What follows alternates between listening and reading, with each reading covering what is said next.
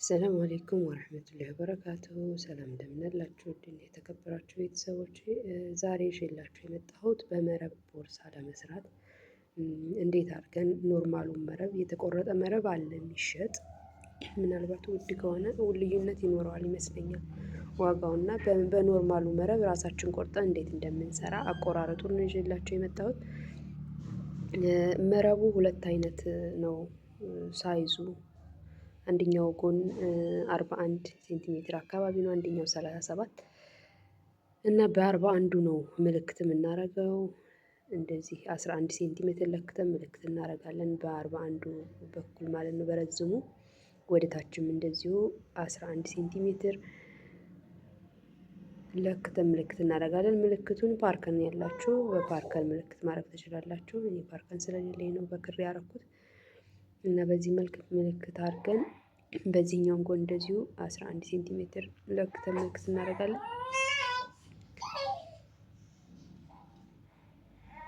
ልጅ እያለቀሰች ነው እና በዚህ መልክ ወደ ታችም 11 ሴንቲሜትር ለክተን ምልክት እናደርጋለን።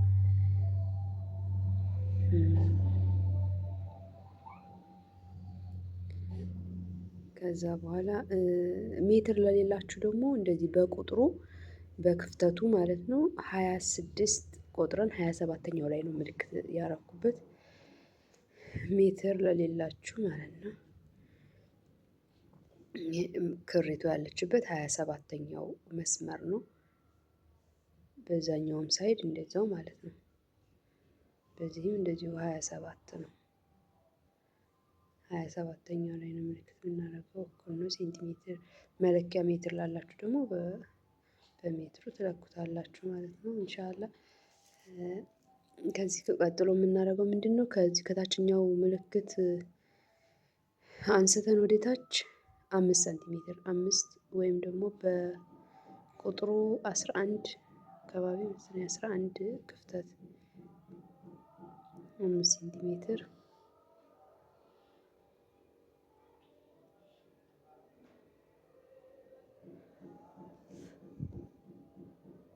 በዚህኛውም እንደዚሁ 5 ሴንቲሜትር ለክተን ምልክት እናደርጋለን። 11 ክፍተት ነው እዚህ ጋር ያለው 11 ቆጥራችሁ ከ12ኛው ላይ ምልክት ማድረግ ማለት ነው። እንደዚህ ምልክት ካረግን በኋላ ምልክት ባረግንባቸው በእነሱ ትክክል እያየን መቁረጥ ነው ማለት ነው መረቡን።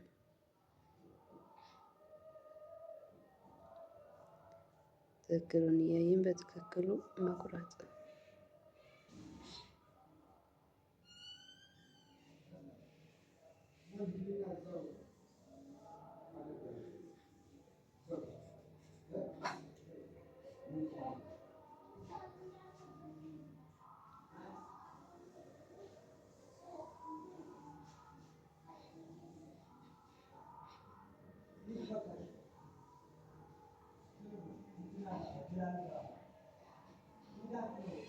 እንደዚህ ቆርጠን መስራት እንችላለን ማለት ነው። የተቆረጠውን መግዛት ከምንፈልግ ከሆነ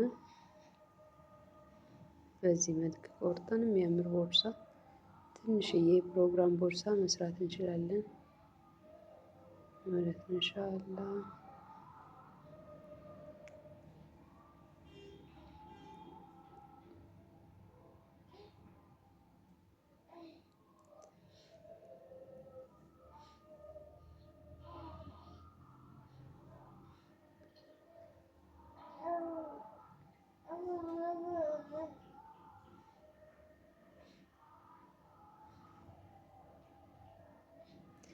በዚህ መልክ ይሄን የመሰለ ቅርጽ ይሰጠናል። ከዛ በኋላ አጣጥፈን ቦርሳ ማድረግ ነው ማለት ነው።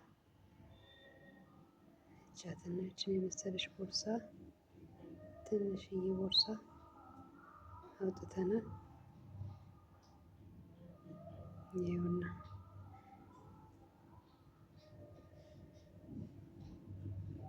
በዚህ መልኩ ቆርጣችሁ ቦርሳ መስራት ትችላላችሁ ማለት ነው ኢንሻአላህ። በሌላ ቪዲዮ እስከምንገናኝ መልካም ጊዜ ይሁንላችሁ። ሰላም አለይኩም።